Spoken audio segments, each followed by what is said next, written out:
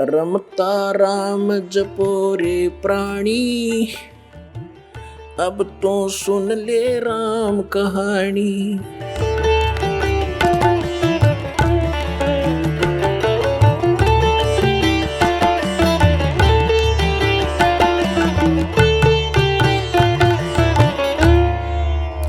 अब फिर क्या बताया है कि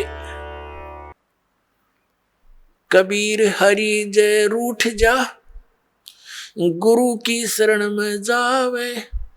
कहे कबीर गुरु रूठ गए, हर ना होते सहाय।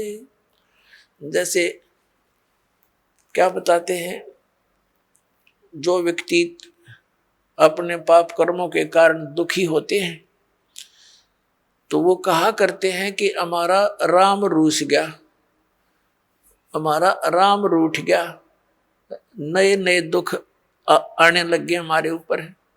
और जो सुखी होते हैं उनको यूं कहा करते, इनका राम राज्य है, इनके ऊपर भगवान प्रसन्न है। और जो दुखी होते हैं वो कहते हैं हमारा राम रूठ गया। अब पुण्यात्माओं, जब तक हमारे पुण्य चलते हैं तो हमें सब सुख सुविधाएं उपलब्ध होती हैं, तो ऐसे लगता है कि हमारा राम राज्य है, प्रसन्न है। और जिनके पुण्य खत्म हो गए, उनके पाप शुरू हो गए, तो उनका राम रूठ गया। अब जैसे गुरु गोविंद दोनों खड़े, किसके लागू पाए, बलिहारी गुरु अपना, जिन गोविंद दियो मिलाए। अब क्या बताते हैं, परमात्मा ने कितना एग्जाम्पल दिया हमारे को समझाने के लिए। कैसा उदाहरण दिया है कि जैसे आप कहीं खेतों में एकांत स्थान पर या कहीं पर मजदूरी कर रहे हो, कोई कार्य कर रहे हो, मटका भर ले गए पानी का घड़ा घट, और उस जब तक उसमें जल है तो नो प्रॉब्लम, प्यास लगी घट घट पिया, फिर काम लग गए। और जब वो घट यानी घड़े में पानी खत्म हो गया, जल खत्म हो गया, तो समस्या उत्पन्न हुई। तो फिर वो राम रूठ गया। जब तक उसमें जल था तो राम राज्य था, सुविधा सारी थी, प्रॉब्लम थी नहीं। अब वो जल खत्म हुआ तो राम रूठ गया। अब वो राम मिला कहाँ? हैंडपंप में।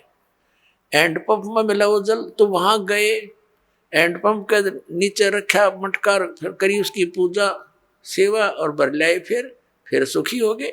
तो जिनके ऊपर अब पापों के दौर चल पड़े, उनके पुण्य समाप्त हो चुके, और सुख होगा पुण्य बढ़ने से, पुण्य प्राप्त होने से। तो यहां परमात्मा कहते हैं कि एक तरफ तो आपके पास एक घड़े में जल रखा है और एक तरफ हैंडपंप है। जल तो समझो परमात्मा है घड़े में, और हैंडपंप गुरु जी है। अब कौन से को सिलेक्ट करोगे तुम?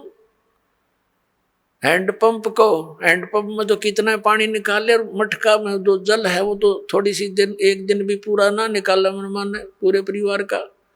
तो यहां परमात्मा कहते हैं गुरु गोविंद दोनों खड़े, और किसके लागू पाए, बलिहारी गुरु अपना, जिन गोविंद दिया मिलाए। हैंडपंप बिना जल नहीं मिला। कबीर हरि जय रूठ जा, गुरु की शरण में जावे। कहें कबीर गुरु रूठ गए तो हरि ना होत सहाय। जैसे हैंडपंप खराब कर दिया आपने, उसकी केयर टेक करी नहीं, तो फिर जल कैसे मिलेगा? अब गुरु रूठ गया तो भगवान साथ नहीं देगा बिल्कुल भी। परमात्मा कहते मम संत मुझे जान मेरा ही स्वरूपम, मेरे संत को मुझे ही जान लेना, तब मैं तेरे निकट आऊंगा। नहीं तो परमात्मा ये सोचते हैं जैसे जैसा व्यवहार आप इस दास के साथ करते हो और जो सोच इस दास के प्रति रखते हो, तो परमात्मा ये वो करते हैं, निरीक्षण करते हैं, जांच करते हैं कि यदि इस दास के स्थान पर वो मालिक विराजमान होते तो आप जी ऐसा ही व्यवहार करते।